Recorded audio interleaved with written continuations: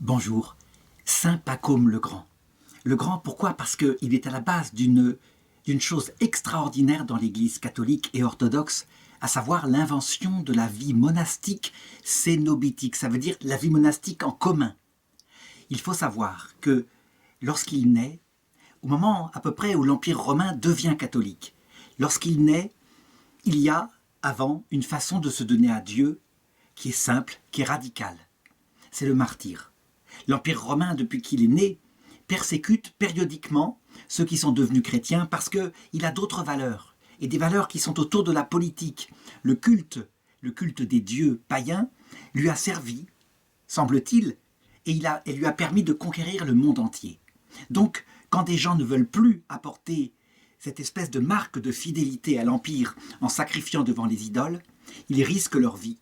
Et donc on voit des gens qui, véritablement, apprennent dans les souffrances du martyre à se détacher de cette terre et à se tourner vers le Seigneur seul. Le martyre est donc réputé dans l'Église comme étant une voie absolue pour conduire à la vie éternelle. Est-ce que c'est vrai? Eh bien pas forcément. Le martyre ne conduit à la vie éternelle, dit saint Paul, que lorsqu'il est porté par la charité. Et j'ajouterais l'humilité. Saint Paul le dit explicitement. Quand je livrerai mon corps aux flammes, si je n'ai pas la charité, ça ne me sert à rien. C'est dans la première épître aux Corinthiens. Eh bien, il s'avère que dans la dernière persécution de l'Empire romain sous Dioclétien, on vit se lever des jeunes hommes qui allaient crânement se livrer aux Romains afin de subir le martyre, et qui, quelquefois, ne le subissaient pas, parce que, d'une façon ou d'une autre, ils avaient été absous. Eh bien, ils se montraient terribles dans l'Église. Ils étaient là, ils regardaient les pauvres gens qui, quelquefois, avaient craqué, parce qu'ils avaient, par exemple, charge de famille, et qu'avaient brûlé quelques grains d'encens devant la statue de l'empereur, pour demander et exiger de l'Église qu'il ne soit jamais pardonné, qu'il soit chassé de l'Église à jamais. C'est ce qu'on appelle la fameuse crise donatiste d'un certain Donat le Grand, qui était un évêque, et qui disait que les sacrements même donnés par les évêques qui avaient craqué ainsi dans la persécution n'avaient plus aucune valeur. Et l'Église a condamné cette doctrine comme étant hérétique, pour une raison de bon sens, évidemment. Le Christ l'a dit, on pardonnera 77 fois 7 fois à celui qui est tombé. Alors, évidemment, lui-même l'applique. L'Église, pastoralement, elle trouvera un juste milieu. On pardonne une fois, on ne pardonne pas une deuxième fois. Et puis, au cours de l'histoire, elle étendra la miséricorde de Dieu pour que tout péché, du moment qu'on se repente, soit pardonné. Toujours est-il qu'on le voit. On peut supposer que du haut du ciel, lorsque l'Église du ciel voyait arriver des gens qui se servaient de ces doctrines-là et qui passaient des siècles au purgatoire parce que leur cœur était plein d'orgueil, eh bien, elle mit fin à la phase du martyre dans l'Église. Et lorsque la paix se fit sur l'Empire, à peu près à l'époque de l'empereur Constantin, lorsqu'il émit un édit de tolérance, dans un premier temps, il ne s'agissait pas de faire de l'Empire un empire chrétien, en 313 après Jésus-Christ. Puis, lorsque Théodose le Grand fit de la religion catholique la religion officielle de tout l'Empire romain, eh bien, des gens trouvèrent qu'il fallait trouver un moyen pour se consacrer entièrement à Dieu dans l'absolu. Des gens qui avaient un cœur tellement assoiffé de Dieu qu'ils n'arrivaient pas à vivre dans le monde comme les autres. Et c'est là qu'apparut ce qu'on appelle la vie monastique. Cependant, elle apparut sans aucune espèce d'expérience. Et donc, il faut se regarder les choses telles qu'elles se passent au point de départ, d'ailleurs, en Égypte, très souvent, parce que c'est la terre, justement, qui est devenue facilement chrétienne, tellement les cultes anciens des dieux païens ressemblaient quelque part, surtout dans les mystères d'Osiris, au mystère du Christ, mort et ressuscité, pour donner la vie au monde. Et donc là-bas, naquit toute une floraison de vie monastique, mais qui, au début, était principalement une vie érémitique. Ça veut dire que des jeunes, assoiffés de Dieu, se retiraient dans l'immensité du désert d'Égypte. L'Égypte, c'est 80%, 90% du désert. Il n'y a que le Nil, et autour du Nil où c'est vert. Et là, eh bien, il s'imposait des pénitences extrêmes.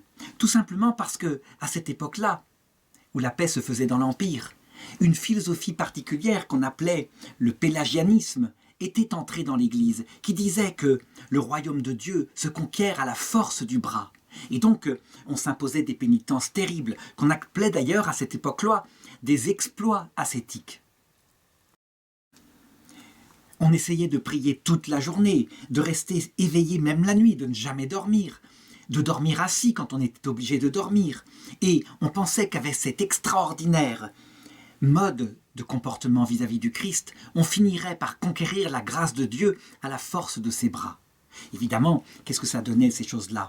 Eh bien, dans 80-90% des fois, les jeunes se donnaient à cela, étaient envahis de tas de pensées imaginaires qui partaient dans tous les sens. Le monde leur manquait, découvraient leurs propres faiblesses, tournaient en rond, dormaient, se dégoûtaient de la vie spirituelle et quelquefois retournaient au monde, par exemple dans la ville d'Alexandrie, et leur état qui suivait était pire que celui d'avant leur conversion, se livrant à toutes sortes de vices.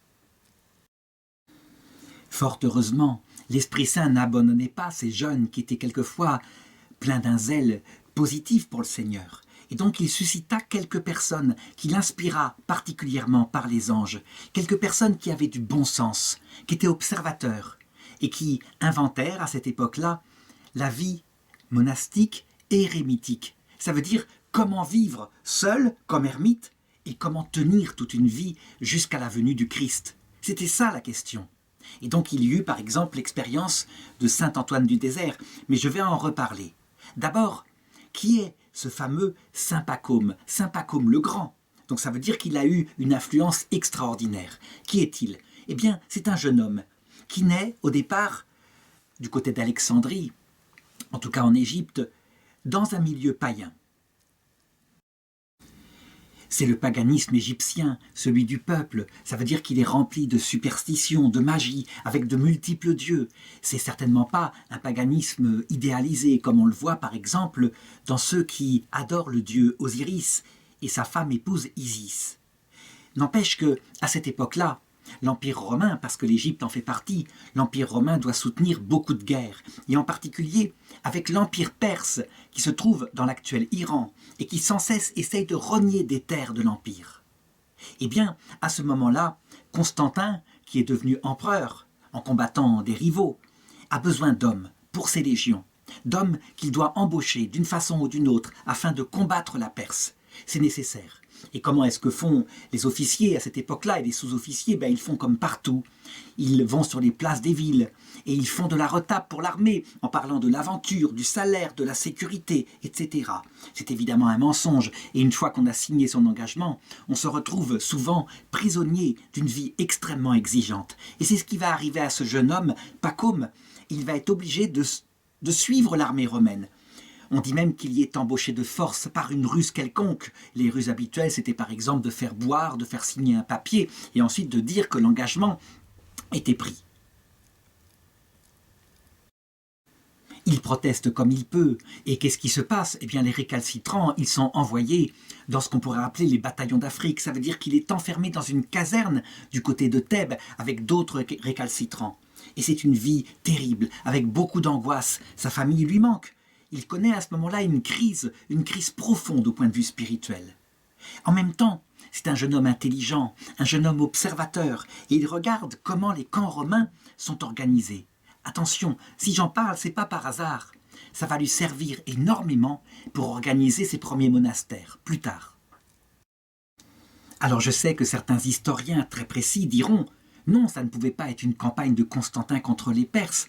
Ça ne pouvait être que par exemple une campagne du co-empereur Maximien d'Aïa contre Licinius, qui eut lieu en 312 après Jésus-Christ. Eh bien, peu importe. Lui, tout ce qu'il sait, c'est que cette politique ne l'intéresse pas. Et il a la chance à ce moment-là d'être visité par un petit groupe de fidèles étonnants, qui adorent un certain Christos en grec, parce qu'on parle le copte en Égypte. Et lui, il parle le copte, mais on parle aussi parfois le grec. Et ils sont d'une générosité, d'une charité, d'une gentillesse avec lui qui va le toucher profondément. Et puis, à l'occasion de leur bonté, ils apportent de la nourriture à ces pauvres prisonniers. Eh bien, ils parlent aussi de leur Christ, de leur Dieu, qui est mort pour eux et qui n'attend qu'une chose, l'amour en retour. 2 ans plus tard, lorsqu'il est démobilisé et libéré de prison, eh bien, il n'a qu'une idée en tête, rencontrer ces chrétiens, en connaître plus sur leur religion. il est recueilli par quelques-uns d'entre eux à Thèbes. Et là, eh bien, il demande le baptême. Il le reçoit d'ailleurs par un évêque. Il se convertit au catholicisme. Il comprend le message qu'il y a dedans. Ce n'est pas simplement une idéologie. Il est convaincu de la présence de Dieu dans le cœur par son Esprit Saint. C'est quelque chose de vivant, c'est quelque chose d'étrange. Ça ne correspond pas du tout à ce qu'il avait vécu jusqu'ici dans le paganisme, où on croyait en des histoires comme ça qui étaient à l'extérieur de soi. Là, c'est une présence intérieure. Alors à partir de ce moment-là, évidemment, il n'a plus qu'une idée en tête, tout consacré à ce Dieu qui a souffert sur la croix. Il lui faut donc trouver une manière de le faire. Et nous sommes, je l'ai dit, en 314. Donc la paix est tombée pour les chrétiens sur l'Empire romain. Il entend parler de ces ermites dans le désert, qui sont nombreux. Et il se dit, eh bien, pourquoi ne pas aller auprès d'eux? Eux ont le sens de l'absolu. Et je trouverai là-bas la manière de suivre Jésus-Christ. Les légendes qui racontent la vie de saint Pacôme, pour bien illustrer la présence de la grâce dans son cœur, racontent qu'il fit le rêve suivant vers cette époque-là. Il vit le Christ qui, comme une rosée, descendait du ciel et se répandait sur sa tête. Et puis cette rosée se condensait dans sa main droite et elle devenait du miel qui s'écoulait sur toute la terre. Et lui, il comprit ce que ça signifiait. Et c'est vrai, la grâce de Dieu, quand elle vient dans le cœur, elle jaillit ensuite en source de vie et de joie sur le prochain. Ce qu'il ne pouvait pas savoir, par contre, c'est que ce rêve s'adressait à lui précisément, parce qu'il allait réaliser une chose extraordinaire pour le monde entier, la vie monastique. Donc, vers 317, il a maintenant 25 ans, étant sans expérience du tout, il se dit qu'il lui faut trouver un moine de réputation, quelqu'un qui est connu comme étant un sage, et il faut se mettre à son école. Ce sera la meilleure méthode pour apprendre les choses. Et il entend parler, effectivement, d'un saint ermite qui s'appelle Palamon ou Palémos, et qui vit dans le désert. Alors, il décide de quitter la ville, où d'ailleurs il s'est consacré pendant ces années-là à aider des gens. Il s'est consacré comme les chrétiens qu'il a connus, à faire la charité, parce qu'il y avait eu une peste dans le pays. Et donc il part. Le vieillard, qui est solitaire, qui est tranquille dans sa solitude, évidemment essaye de le décourager. Il lui dit « Ne vous engagez pas comme ça à la légère dans une telle vie. C'est une vie tellement difficile qu'il y a de fortes chances que vous soyez déçus. Il a de l'expérience. » Et donc il lui dépeint la vie qu'il mène. « Considérez, mon fils, que du pain et du sel sont toute ma nourriture. L'usage du vin et de l'huile m'est inconnu. Je passe la moitié de la nuit à chanter des psaumes ou à méditer les saintes écritures. Quelquefois, il m'arrive de passer la nuit entière sans sommeil. Êtes-vous prêt à ce genre de vie ?» Pacôme, évidemment, était sans expérience, il venait de la ville, et donc, plein de zèle, enthousiasmé, avec la grâce de Dieu dans son cœur, il répondit au noble vieillard que oui, avec la grâce de Dieu, il pensait bien pouvoir suivre cette vie-là et la garder toute sa vie. Alors le vieillard l'accepta, et il l'éprouva à partir de maintenant, en le mettant dès le départ dans cette vie qu'on considère, que les orthodoxes appellent celle d'une vie ascétique. Ils parlent même parfois d'exploit ascétique pour indiquer le genre de pénitence extrême que les saints ermites pratiquaient à cette époque-là. Et donc il commença à vivre ce genre de vie, et il expérimenta ce qu'expérimentent tous ceux qui vont dans ce genre de vie. Au départ, eh bien, c'est assez facile, on est porté par l'enthousiasme des débuts. Et donc, avec cet enthousiasme-là, il prit, dès le départ, la vie du saint moine, à savoir mangeant très peu, dormant très peu, et essayant toute la journée, avec le travail qu'il faisait par-dessus le marché, parce qu'il fallait gagner sa vie, et donc il tressait des vêtements, eh bien, essayant de garder à chaque instant la pensée de Dieu, en acte, sans jamais penser à autre chose. L'horaire était tellement plein qu'il n'y avait pas un seul moment pour s'ennuyer. Si par exemple le travail manquait, parce qu'on ne leur avait pas passé de commande, eh bien, ils s'astreignaient à transporter des sacs de sable d'un bout à l'autre de l'endroit où ils habitaient. Et comme ça, leur corps était soumis à cette discipline-là. Et puis, ils récitaient les psaumes, les 150 psaumes de la Bible, par groupe de 50 la nuit et 100 dans la journée. chaque jour comme cela. Son maître Palamon ne trichait pas. Il vivait comme ça depuis le début de sa vie, enfin depuis le début de sa vie monastique. Et par exemple un jour où son disciple versa pour l'aider parce qu'il était vraiment très faible, un peu d'huile pour accompagner le sel qu'il devait manger avec le pain, eh bien il se mit à pleurer en disant « Mon Seigneur est crucifié et moi je mange de l'huile ».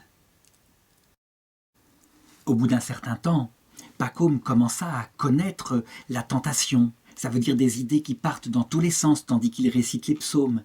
Alors, au lieu de s'arrêter et de se décourager, il décida, avec le conseil de son maître, d'ajouter encore des prières, comme lui d'ailleurs faisait. Par exemple, de partir la nuit et de rester comme ça dans le désert, les bras en croix, à prier comme le Seigneur, toute la nuit, à se concentrer sur la prière. Pendant qu'il faisait ça, évidemment, il se mit à connaître les mêmes tentations que saint Antoine. Saint Antoine les décrit comme des démons, toutes sortes de démons qui tournent autour de la tête et qui attaquent avec toutes sortes de pensées qui veulent distraire de la prière. En réalité, il y a aussi un phénomène psychologique. Les sens sont tellement sevrés que n'importe quelle idée, l'idée par exemple d'un poulet grillé, quelque chose de bon, eh bien viennent en tête et c'est presque palpable. C'est comme si la langue elle-même salivait. Et puis, évidemment, très peu d'idées concernant la luxure. Il mange tellement peu que l'énergie sexuelle, évidemment, disparaissait du côté de l'énergie aspirant à la nourriture.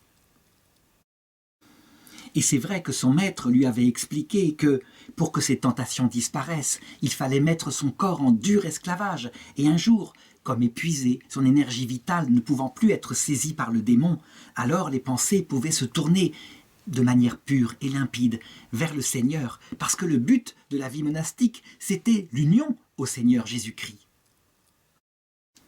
Pacôme pratiqua, dit-on, ces exercices, ces exploits ascétiques pendant 4 ans.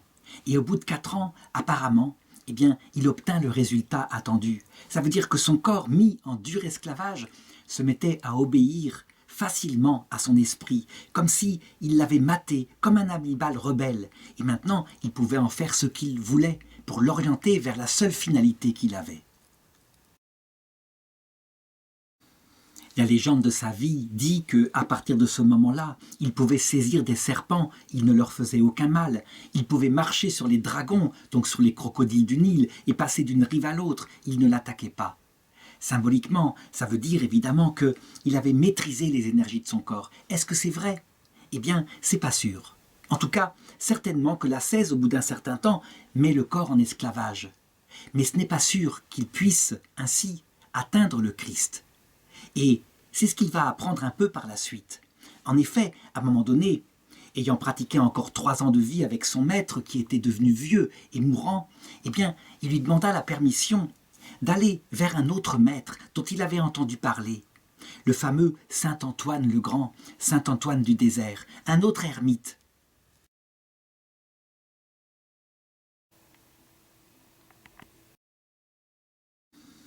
Sa réputation de sagesse était extrême, et pas tellement à cause des exploits ascétiques qu'il avait faits. Il en avait fait, il avait même écrit sur les tentations qu'il avait subies durant son temps d'ermitage, mais à cause d'autre chose.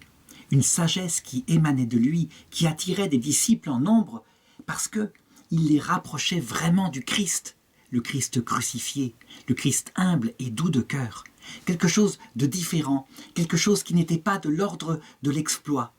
Et en fait, la phrase qu'il citait le plus, c'était cette phrase de Daniel, au chapitre 3, verset 39. « Si tu veux trouver grâce auprès de Dieu, ce qu'il te faut, c'est un cœur brisé, un esprit humilié. C'est ça que Dieu agrée. Le sacrifice qui plaît à Dieu, c'est cela. Ce n'est pas des sacrifices d'animaux. » Et lorsqu'il arriva près de lui, effectivement, il trouva une forme de vie, avec des disciples qui étaient dispersés dans des ermitages tout autour, tout à fait différentes. Les moines étaient paisibles, les moines étaient charitables, les moines étaient doux. Et on peut dire que plus tard, en Occident, saint Jean Cassien, qui ramena les phrases de ces vieux anachorètes qui avaient fondé toute la vie monastique, eh bien rapporta l'anecdote suivante qui résume tout ce qu'on peut comprendre avec quelqu'un comme saint Antoine du désert. Un jour, un jeune homme vint d'Alexandrie, la grande ville. C'était un chasseur, un brillant noble d'une famille grande, et il avait son arc. Et il s'attendait à voir les moines, évidemment, en prière, concentrés chacun dans sa cellule. Il arriva au monastère et il fut stupéfait de les trouver en train de jouer entre eux avec un ballon qu'ils avaient fabriqué avec des vêtements. Il fut choqué, vraiment, profondément scandalisé. Et le maître qui était là, et qui était peut-être saint Antoine, vit ce qu'il pensait, ou devina ce qu'il pensait. Et il lui fit la leçon suivante. Prends ton arc que tu as en main, et prends une flèche. Bande ton arc de toute ta force et tire la flèche sur le sol. Le chasseur le fit. Et le starets lui dit, fais-le une seconde fois. Alors il le refit, puis une troisième fois, et lui demandait à chaque fois de tendre son arc encore plus fort. Et le chasseur, à un moment donné, lui dit, mais si je continue, je vais casser mon arc. Alors saint Antoine lui dit, eh bien tu vois, pour l'âme humaine, c'est pareil. Si tu tends trop la corde, elle casse. Je voudrais ici m'arrêter dans mon récit pour faire remarquer que certains disent « Ah, mais j'ai déjà entendu parler d'une histoire comme cela ». La même histoire existe avec Bouddha, du côté de l'Extrême-Orient. Bouddha, lui aussi, était un jeune homme assoiffé de perfection. Il suivit des ermites qui pratiquaient un jeûne absolument strict, et il les suivit pendant des années, jusqu'au jour où il entendit sur le fleuve, le Gange, une barque qui passait, et une petite fille qui était avec son maître de musique et qui apprenait la musique. Et il entendit le maître qui lui disait « Ne tends pas trop la corde, elle pourrait casser, mais tends-la tout de même, sinon elle ne fait pas de son. » Et ce fut pour lui une illumination, d'autant plus qu'au même moment arriva une autre petite fille qui, le trouvant sous son arbre, avec ses toiles d'araignée qui s'étaient mises tellement il était resté immobile pendant des jours, elle lui dit simplement, surprise, « Tu veux quelque chose à manger ?» Et cela le bouleversa. Et donc on a dit que la voie du juste milieu, la voie où les choses sont équilibrées, eh bien, c'était la même chose chez les moines d'Occident et chez les moines hindouistes devenus bouddhistes. En réalité, c'est une erreur, ce n'est qu'une apparence. Ce qui est la même chose, c'est la nature humaine. La nature humaine ne peut pas être dans l'excès. Mais chez les moines bouddhistes, le but, c'est de tuer le moi afin de ne plus souffrir. Parce que si on n'a plus de désir, on ne souffre pas. Chez les moines chrétiens, c'est de donner son moi à celui qui est présent, quelqu'un de vivant, Jésus-Christ. Et alors, comme il n'y a plus que lui qui compte, puisqu'on ne compte plus, alors il peut venir habiter le cœur. Évidemment, l'ascèse peut-être aider, elle fait disparaître certains désirs égoïstes, mais on le voit bien, comme c'est une personne tendre, amoureuse qui vient habiter le cœur, c'est autre chose qu'il faut développer. C'est l'amour de charité, et c'est un cœur humble, un cœur pauvre, qui laisse la place entièrement à celui qu'on aime. Toujours est-il que saint Pacôme, à l'école de saint Antoine du Désert, il apprit énormément, on peut dire même qu'il redécouvrit sa vocation. Et à partir de ce moment-là, d'ailleurs, ayant compris que la vertu est dans le juste milieu, que les excès ne servent à rien si ce n'est à développer la fierté d'avoir vaincu sa nature, alors il commença à entendre, dit la légende, une voix dans son cœur qui lui disait sans arrêt « Pacôme, voici la volonté de Dieu. Tu dois servir l'humanité et la réconcilier avec Dieu. Pacôme, reste ici, bâtis un monastère. »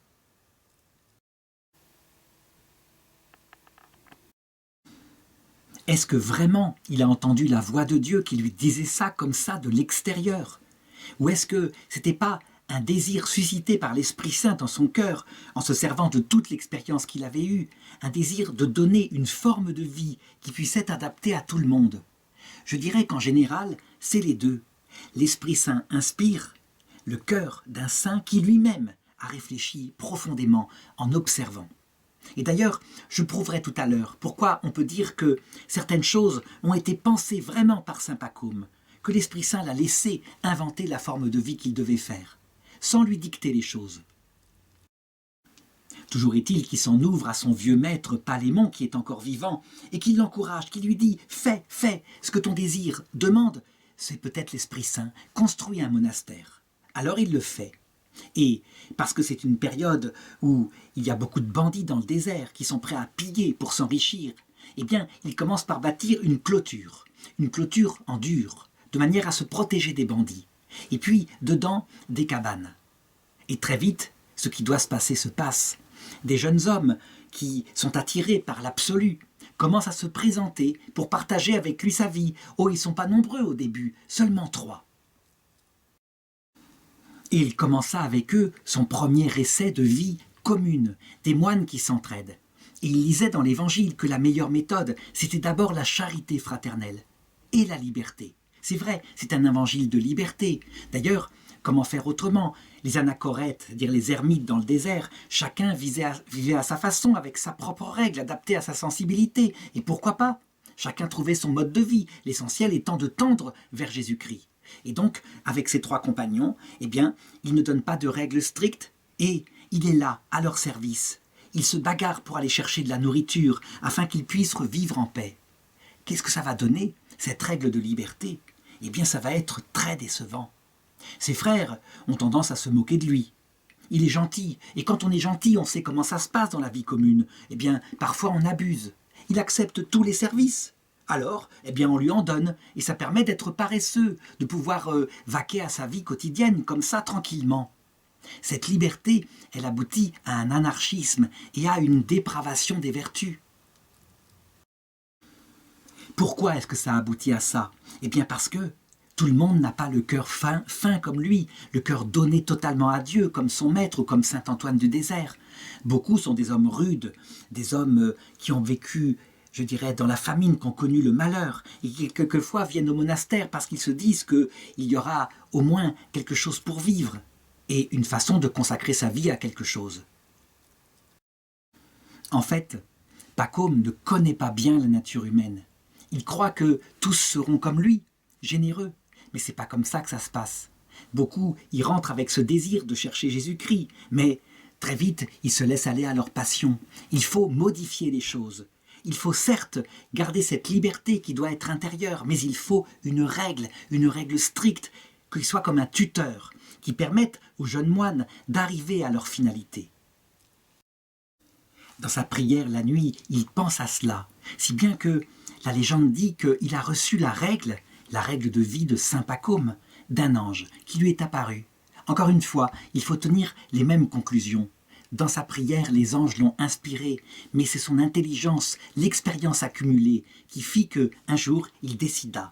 Il parla à ses frères et il leur dit « Maintenant, nous allons changer de forme de vie. Il y aura une règle de vie très stricte. » Certains frères se révoltent en disant « Comment ça? Nous sommes des adultes, la liberté, nous l'avons, et nous choisissons la manière dont nous nous consacrons à Dieu. » Alors il leur dit « Dans ce cas-là, vous n'êtes pas fait pour rester ici. » Avec une ferme autorité.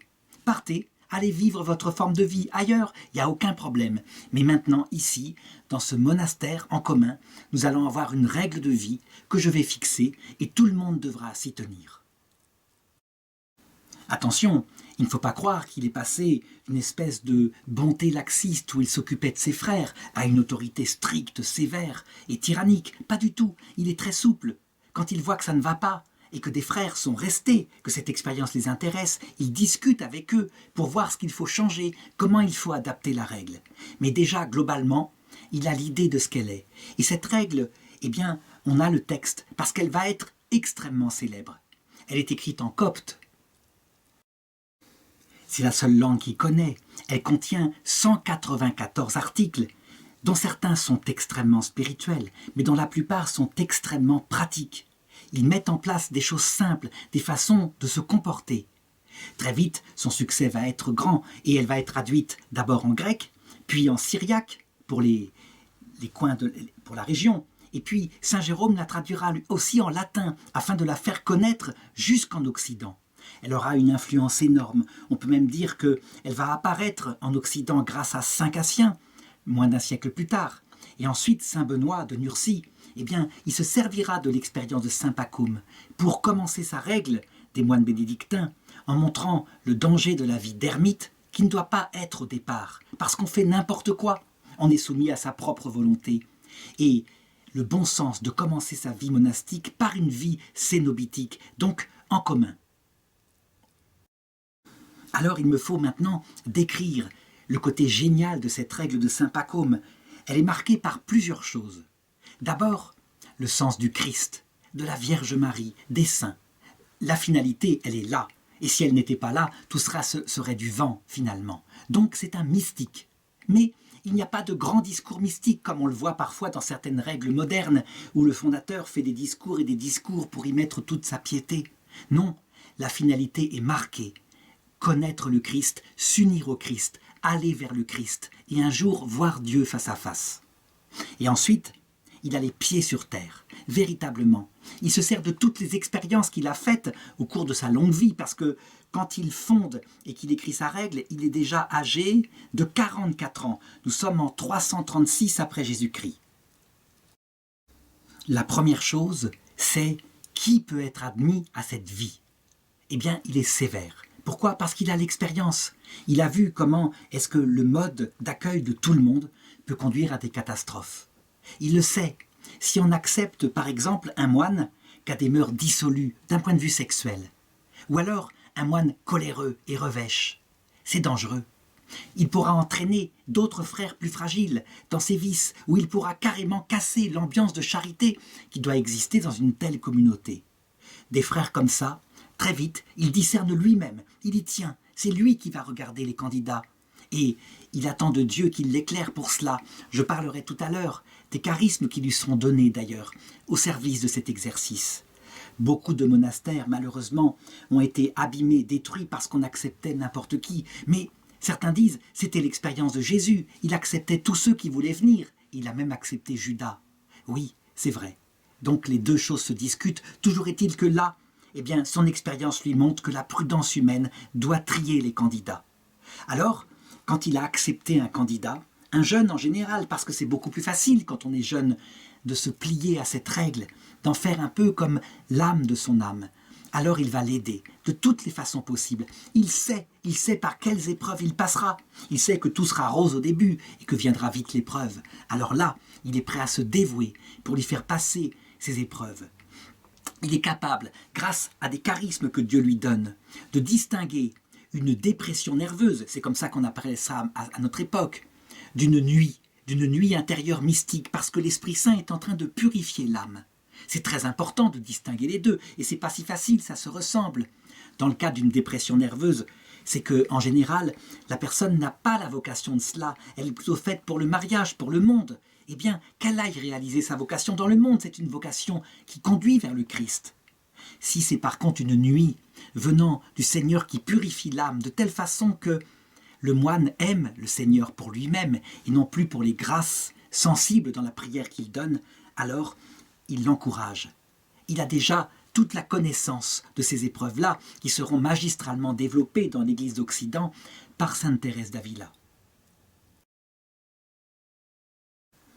Si le candidat est accepté, il n'est pas sûr d'avoir bien discerné, et donc il lui fait faire d'abord un temps de noviciat, qui va durer 1 an, peut-être 2 ans, afin de bien regarder s'il ne s'est pas trompé. Et alors seulement, il l'admet à prendre l'habit. Et l'habit, c'est un habit monastique très simple, qui ressemble un peu aux habits des pauvres paysans de ce coin. Une tunique à manches courtes, une capuche.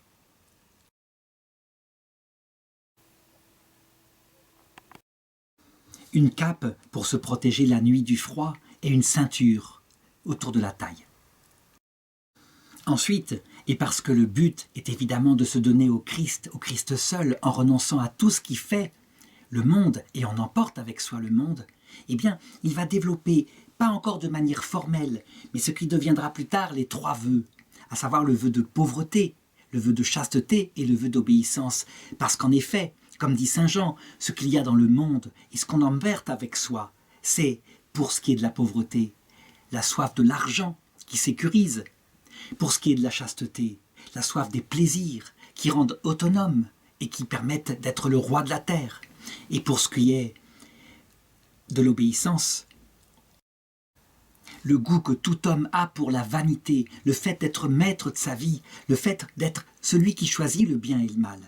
Alors, en ce qui concerne la pauvreté, il va évidemment instituer le fait que les moines donnent tous leurs biens à la communauté. Ils renoncent à tout, ils ne gardent rien pour eux. Évidemment, on le sait, cette forme d'action fait que, quelquefois, ils sont plus riches qu'autre chose, plus riches que les paysans du coin, parce que, évidemment, la communauté, elle pourvoit à tous leurs besoins. Le but, c'est de ne pas s'attacher aux biens matériels. L'âme étant délivrée du besoin de gagner sa nourriture au jour le jour, eh bien, on pouvait être libre de se donner entièrement à la recherche, au but de tout cela, l'amour du Seigneur. En ce qui concerne la chasteté, bien évidemment, il ne s'agit pas d'être marié, on est moine et donc on est seul avec Dieu. Mais pour aider à la chasteté, il y a tout un esprit de chasteté à acquérir. Et par exemple, le jeûne, qui est si fort au service justement de la baisse de l'énergie sexuelle chez des jeunes hommes comme ça, eh bien le jeûne, il est recommandé, mais pas n'importe comment. Plus de la manière de ce qu'il avait vécu chez son mentor, l'ermite de sa jeunesse. Le jeûne est modéré. Il le dit dans sa règle. Le jeûne et le travail doivent être proportionnés aux forces de chacun. On mangera chacun et en silence, en commun, et tous les instants seront occupés. La loi du silence sera rigoureuse. En allant d'un lieu à l'autre, on doit méditer quelques passages de l'Écriture. On chante des psaumes même pendant le travail. Le silence, lui aussi, est au service de la chasteté, afin qu'il n'y ait pas d'amitié particulière, mais que tout soit ordonné à la recherche de Dieu, y compris la vie fraternelle. Cette vie fraternelle, qui est une vie de charité, elle est pour lui fondamentale. Et c'est là que son expérience de militaire va lui servir. Voilà comment il organise son monastère, dont on a d'ailleurs les traces, les ruines, parce que, de son vivant, plus de 1000 moines ont été accueillis, et on dit qu'après sa mort, il y a eu des monastères comme ça, avec la règle de Saint Pacôme, qui regroupaient des milliers de moines dans le désert d'Égypte. Donc, comme dans un camp romain, un camp militaire, les moines sont groupés par membre, par 20 à peu près, dans un petit monastère dirigé par quelqu'un qui pourrait être l'équivalent de ce qu'on appelle le prieur, avec son second qu'on pourrait appeler le vicaire. Et chacun dans ce petit monastère, les autres étant plus loin, eh bien, chacun a une spécialité. Le travail, par exemple, certains sont tanneurs, d'autres sont couturiers, d'autres sont agriculteurs. Mais ces maisons sont comme ça organisées autour d'une vie commune fraternelle. C'est quelque chose de génial parce que on a quelque part une cité de moines où tous les métiers sont là et je dirais tous les besoins de l'immense communauté sont souscrits. Et en même temps, ce sont des familles. Ce n'est pas comme dans les immenses communautés d'ermites où chacun fait ce qu'il veut et où quelques-uns peuvent être, je dirais, jamais repérés par d'autres alors qu'ils vivent dans le vice. Là, au contraire, on peut s'aider l'un l'autre dans une grande charité fraternelle, se remettre en marche vers le seul but, je l'ai dit, qui est toujours le même et qui est précisé au début de la règle. Pour bien se rappeler que c'est le Seigneur ce but, eh bien, on s'est réunis 3 fois par jour pour chanter les psaumes. Mais, je l'ai raconté, dans la vie monastique qu'il avait vécue au point de départ, on chantait les 150 psaumes dans la journée. Ici, la règle elle est tout à fait différente. Il y a 3 fois par jour l'office et on récite à chaque office 12 psaumes. Alors on raconte que saint Pacôme, ayant reçu sa règle d'un ange, avait objecté à l'ange en lui disant « Mais ce n'est pas beaucoup de psaumes, c'est pas beaucoup de prières. » Et l'ange lui avait répondu « Tout ce que je te prescris, c'est pour être sûr que même les petits pourront observer la règle sans découragement. Quant aux parfaits, ils n'ont pas besoin de loi, puisque dans leurs cellules, ils consacrent leur vie entière à la contemplation de Dieu. » Et puis, il y a ce qu'on pourrait appeler le 3e vœu, le vœu d'obéissance, même s'il n'est pas formellement explicité ici. L'obéissance, il y tient énormément. On doit obéir à ses supérieurs. Oh, pas sur tout, pas sur ce qui fait le fond de la vocation, ça c'est la liberté intime qui est tournée vers Dieu, mais sur l'horaire, sur les emplois du temps, sur ce qu'on pourrait appeler le fort externe. Et il y tient. Il faut renoncer à sa volonté propre pour que le Christ habite dans le cœur. Alors, cette obéissance, elle est stricte, oui, mais il faut l'expliquer aux moines. Il faut que ça pénètre dans leur intelligence sa nécessité. Et donc, une anecdote qui montre comment est-ce que le Seigneur l'aidait pour enseigner les religieux. Un jour, il avait commandé à un moine, qui était un saint moine, d'abattre un figuier qui était là dans le jardin, qui était couvert de fruits magnifiques qui n'avaient pas encore eu le temps de mûrir. Et donc c'était dommage. Il valait mieux attendre qu'ils mûrissent, qu'ils sortent de l'arbre, et on pourrait nourrir ainsi comme ça la communauté pendant plusieurs jours. Alors le moine lui dit « Comment, Saint-Père, vous voulez abattre ce figuier qui suffit à lui tout seul pour nourrir tout le couvent ?» Eh bien Pacôme n'insiste pas. Il laisse le moine, je dirais, ne pas obéir. Et le lendemain, quand la communauté se lève, alors ils sont stupéfaits de trouver le figuier entièrement desséché. Il n'avait pas besoin d'apprendre les choses autrement. Dieu l'aidait, par des choses comme ça, à faire comprendre au moine à quel point renoncer à sa volonté propre, c'est important, même quand le supérieur nous paraît absurde. Le but n'est pas l'efficacité, le but c'est de renoncer à son orgueil. L'orgueil, c'est d'ailleurs la chose la plus terrible, et lui, il l'a vu. Il l'a vu, par exemple, quand il y avait, dans son expérience de jeunesse, des prêtres qui passaient. Il voyait comment ils voulaient tout diriger, comment ils se prenaient pour quelqu'un au prétexte qu'ils avaient reçu le pouvoir sacerdotal. Alors, pour lui, la condition est nette. Les moines ne seront pas prêtres. Non, c'est trop risqué, trop d'orgueil. Et il rejoint par là ce qu'il voit avec saint François d'Assise, 1000 ans plus tard. Saint François d'Assise, lui non plus, ne voulait pas que les frères soient prêtres. Il s'en méfiait énormément. Parce que, quand on est prêtre, on dirige une communauté, on est regardé, on est quelqu'un, et on finit par croire que c'est nous-mêmes qui sommes regardés. Alors comment en est-il pour la messe? Eh bien, il demande au curé du village d'à côté de venir. Quand chaque monastère a atteint 100 moines, il fait bâtir pour eux une église centrale dans laquelle les prêtres du secteur peuvent venir consacrer le dimanche l'Eucharistie. Dans toute cette organisation intelligente, géniale, évidemment, le père abbé, c'est saint Pacôme.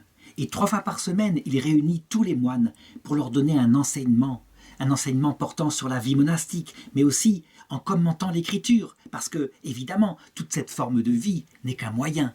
Le but, c'est d'aimer le Seigneur et d'aimer son prochain.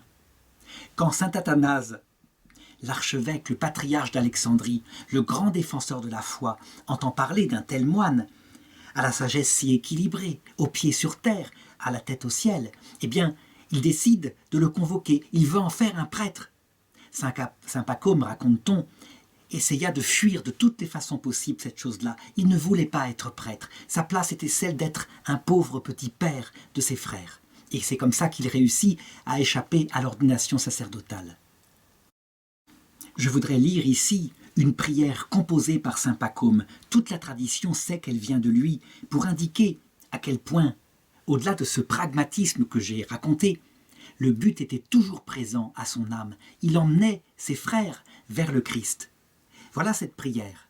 Seigneur, Dieu Tout-Puissant, accorde-nous, à nous tous, moines, de mener à la perfection ce service que nous avons commencé, afin que nous soyons dignes de toi, afin que tu habites dans nos cœurs, que dans nos âmes et dans nos esprits, afin que nous soyons accomplis en ton amour, marchant devant ta face selon ton bon plaisir, afin que nous ne péchions pas contre toi, ni ne provoquions ton Esprit Saint, au nom duquel nous avons été marqués du sceau du baptême. Ainsi, nous serons purs et immaculés devant ta face, en ce monde, durant tous les jours de notre vie, et nous mériterons ton royaume céleste et éternel, par ta miséricorde, ô ami des hommes. Amen. On peut dire que dans cette prière, il y a tout l'esprit de la règle de saint Pacôme, ce qui n'est pas un grand baratin, tout en vue de la charité, portée sur le Christ et sur le prochain, et un jour, le paradis céleste dans la vision béatifique. Évidemment, saint Pacôme, qui a été militaire, qui n'a pas fait beaucoup d'études, qui n'a pas fait de théologie, qui a à gérer maintenant des centaines de moines qui se précipitent parce que sa réputation de sainteté et d'équilibre se répand partout. Eh bien, Pacôme, il doit être forcément aidé d'une façon ou d'une autre par l'Esprit Saint. En effet, chacun des jeunes moines qui se présentent, il faut qu'il les aide. Et pour cela, il faut qu'ils soient aidés par des charismes. Le charisme, c'est quoi? C'est un don de Dieu particulier qui permet de faire grandir l'Église. Ce n'est pas pour manifester sa propre sainteté, non, c'est au service des autres. Eh bien, le Seigneur va lui donner les charismes qu'il lui faut. Et en particulier, ce charisme-là qui s'appelle la clairvoyance. Est-ce que ce charisme vient uniquement de l'Esprit Saint? Pas seulement. Il y a aussi son sens de l'homme. Il a observé l'homme depuis des années. Et donc, il peut assez facilement, mais avec beaucoup d'humilité, parce qu'il ne faut pas aller trop vite. On peut se tromper quand l'Esprit Saint n'éclaire pas par une lumière surnaturelle. Il peut assez facilement deviner les pensées du moine, les pensées mauvaises, la tentation de pécher. Il remarque à un signe sur le visage qu'il est rendu à telle épreuve de sa vie monastique. Alors, il va le voir et il le conseille avant même que le moine se soit exprimé et avant même qu'il ait péché. Et c'est ainsi qu'il peut aider les jeunes frères à devenir ensuite des pères et des starets, c'est-à-dire des conseillers spirituels, des directeurs spirituels pour les novices qui arrivent. L'une des plus grandes tentations, et c'est de toutes les époques, c'est de croire que les œuvres extérieures matérielles sont plus grandes que les œuvres spirituelles. Par exemple, de croire que tel exploit gigantesque en ascèse, eh bien c'est la sainteté. Et il le dit, non, il y a un exploit bien plus grand, c'est l'humilité et la charité. Et saint Paul le dit d'ailleurs sans arrêt. Et puis, d'autre part, l'idée de croire que par exemple les guérisons miraculeuses des corps, eh bien c'est un miracle plus grand que la guérison spirituelle de l'âme d'un grand pécheur. Et il dit, pas du tout. La guérison des corps n'est que le signe de la seule chose qui compte, la guérison des âmes face à leurs péchés. On a une maxime de lui qui d'ailleurs va dans ce sens. Il disait, si tu vois un homme au cœur pur et un homme au cœur humble, alors sache que c'est la plus grande vision que tu puisses avoir. Quoi de plus grand, en effet, que de voir le Dieu invisible qui habite dans le corps d'un homme visible, parce que son corps, c'est le temple de Dieu. Un des grands discernements spirituels qu'il avait, et qui venait de sa propre intelligence et de l'Esprit Saint, je l'ai dit tout à l'heure, quand un frère était malade, par exemple par une maladie de l'âme, une mélancolie, eh bien il savait infailliblement discerner l'origine de cette maladie, parce qu'elle a 3 origines possibles. Elle peut venir des passions mauvaises, et donc dans ce cas-là, je dirais, c'est une maladie de l'âme qui peut-être n'est pas faite pour cette vocation-là. Elle peut venir du diable qui attaque et qui veut le détourner de sa vocation. Et puis, elle peut venir de Dieu, qui veut purifier son âme par rapport aux attachements qu'il a en cette vie. Sur des sujets aussi complexes, parce que les 3 causes peuvent provoquer un effet qui extérieurement est absolument le même. Je crois qu'il faut plus que l'intelligence et le bon sens. Il faut une aide du Saint-Esprit. Eh bien, il l'avait infailliblement.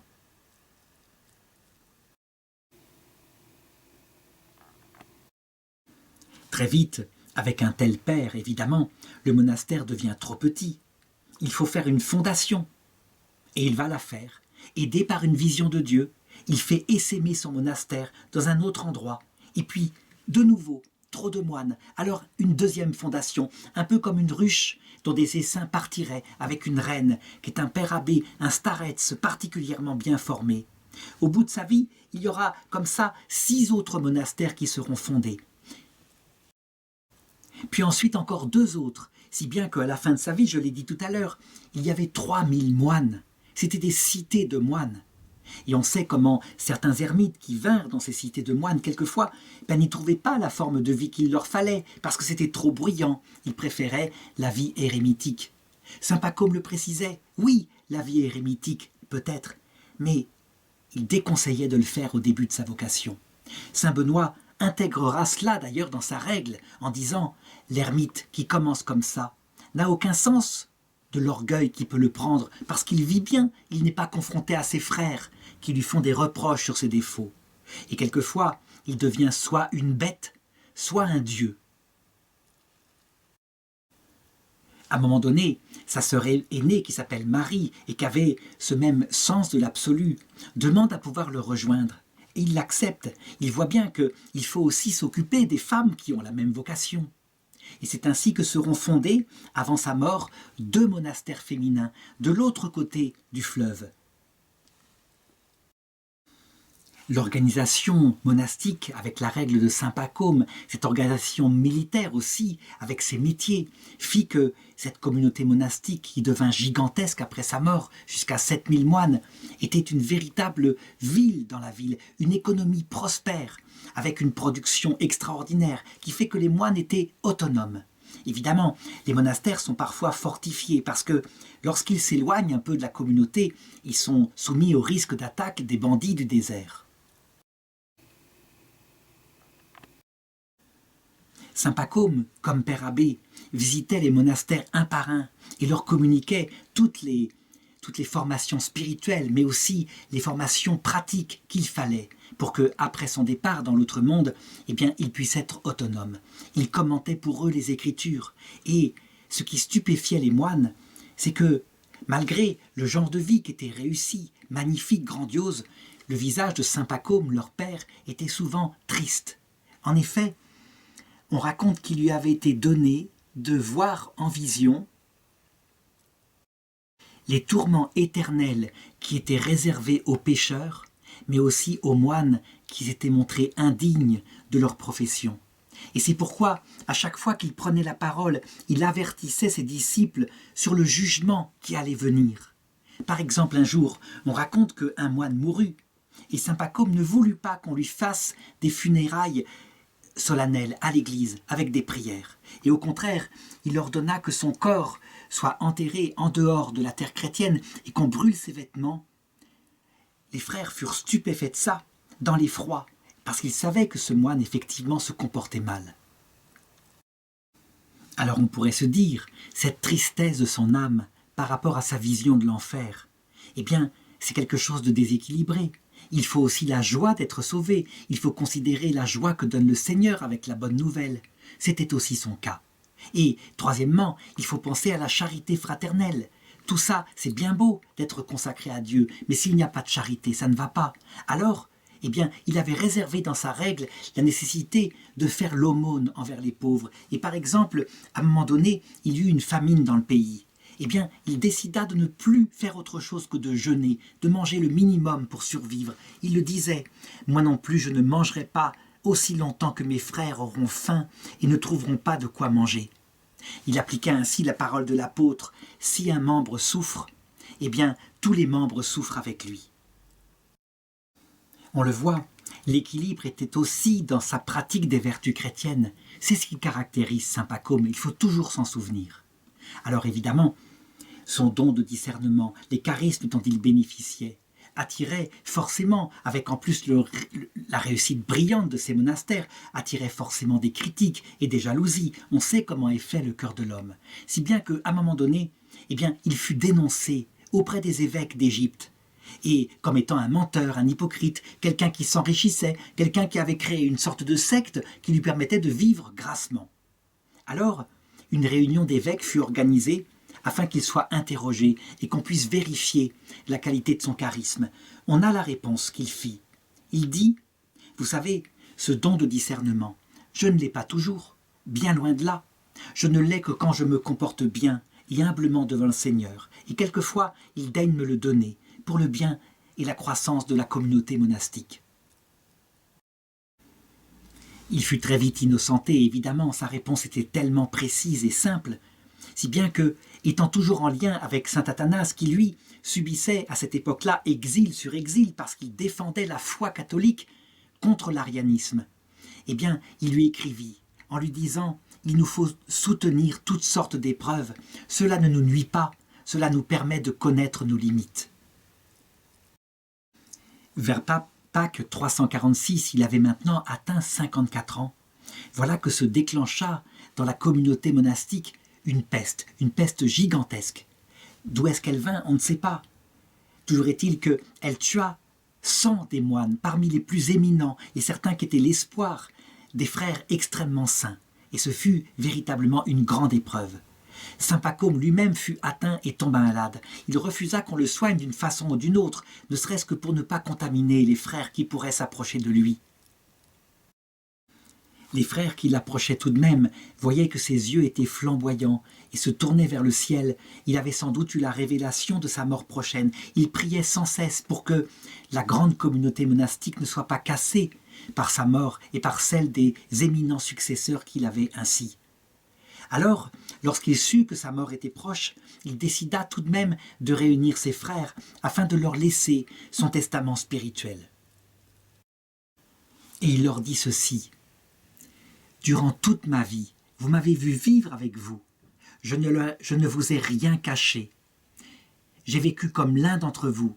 Je me suis conduit envers tous comme un serviteur et comme une nourrice qui nourrit ses enfants. » Et il ajouta ensuite ceci: « Les règles et les traditions que j'ai instituées pour eux, sous l'inspiration du Seigneur, sont la seule voie pour obtenir le repos de l'âme et le salut éternel. Restez-y bien fidèles, suivez les prescriptions que je vous ai laissées. » Il leur rappela qu'il ne fallait donc pas durcir la règle, y ajouter des jeûnes intempestifs, des prières sans arrêt. Il fallait trouver cet équilibre et le maintenir à jamais. Il passa plusieurs jours, plusieurs dizaines de jours, et la maladie ne sortait pas de son corps. Alors, vers la Pentecôte, il désigna son successeur. C'était le frère Pétronios. Et ensuite, il demanda à son ami et son disciple préféré, Théodore, après sa mort, d'aller ensevelir son corps dans un endroit désert, afin qu'il ne puisse être rendu aucun culte, qu'on ne puisse récupérer aucune relique appartenant à son corps. Il savait à quel point il était indigne de cela. Il lui désigna aussi quelques frères qui étaient négligents dans l'application de la règle et qu'il fallait réorienter vers le bien. Et il mourut le 9 mai 346. Et alors, comme c'est souvent le cas, les frères, et en particulier les anciens, eurent ici et là quelques signes, des signes magnifiques qui indiquaient que son âme était sainte. Par exemple, au moment de sa mort, il y eut un séisme, les frères le remarquèrent. Et puis, beaucoup de frères sentirent dans le monastère entier, dans tous les monastères, un parfum céleste qui émanait, et on ne pouvait pas définir d'où il venait. C'est une chose tellement fréquente dans la mort des saints, mais aussi des gens qui ne sont pas canonisés, qu'on appelle cela mourir en odeur de sainteté. Et puis, certains frères plus anciens virent des troupes d'anges qui accompagnaient l'âme de saint Pacôme vers le lieu de son repos dans l'autre monde. Saint Antoine du Désert, qui lui était encore vivant et qui vivra d'ailleurs jusqu'à 110 ans, fit le plus grand éloge de saint Pacôme en l'appelant le nouvel apôtre. Et il fit un éloge extraordinaire auprès des frères qui l'entouraient, qui étaient des ermites de la vie cénobitique, donc de la vie monastique commune. Alors les frères ermites lui dirent: « Mais quand même, la vie érémitique est supérieure à la vie en commun, c'est évident, on se consacre entièrement à Dieu, on n'a la pensée que de Dieu. » Ce à quoi il leur répondit: « Vous savez, si je ne suis pas devenu moine dans un monastère avec la vie commune, c'est parce que, à mon époque, il n'en existait pas encore. » Et puis il leur indiqua que, dans le royaume des cieux, nous nous verrons l'un l'autre, nous serons en commun, nous verrons tous les pères et surtout notre Maître et notre Dieu Jésus-Christ. Il indiquait par là que, dans l'autre monde, on n'est pas ermite. C'est une communauté, c'est une église, dans la joie et en perpétuelle vision béatifique. Alors, avant de conclure cette vidéo, quel fut l'avenir des moines de saint Pacôme? Eh bien, d'abord, il faut savoir que Pétronios, qu'il avait nommé comme son successeur, mourut à son tour de la peste quelques jours plus tard.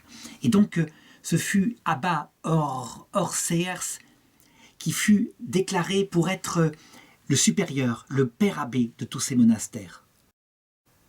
Mais très vite, Orsiès se rendit compte que lui n'avait pas les talents qu'il fallait pour diriger une immense communauté monastique, surtout quand l'un des supérieurs du monastère, qui s'appelait Apollonios, se révolta contre la règle. Il dirigeait le monastère de Mont Cossis.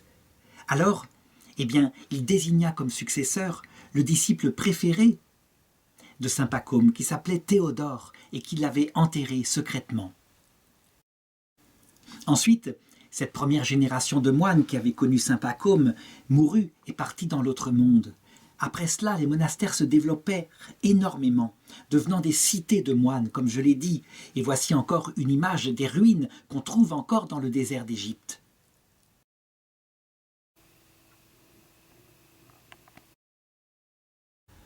Manifestement, ils étaient trop nombreux.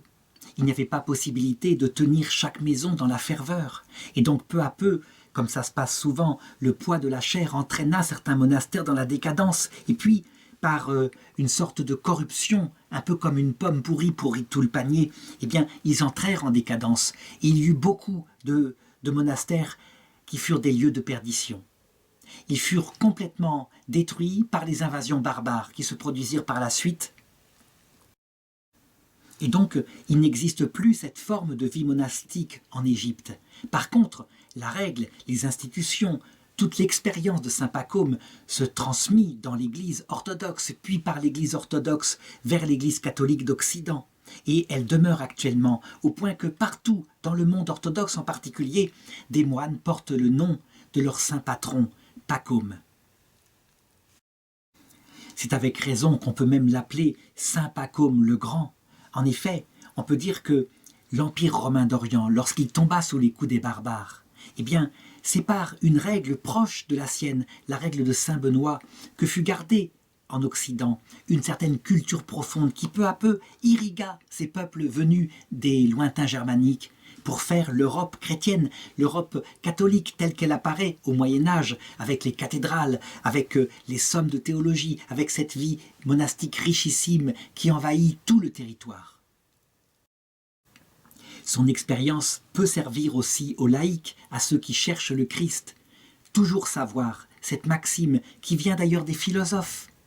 La vertu est toujours dans un juste milieu. Le juste milieu qu'il ne faut pas confondre avec la tiédeur, loin de là, mais dans des pratiques équilibrées, des pratiques qui permettent de garder l'essentiel, l'amour de Dieu, l'amour du prochain.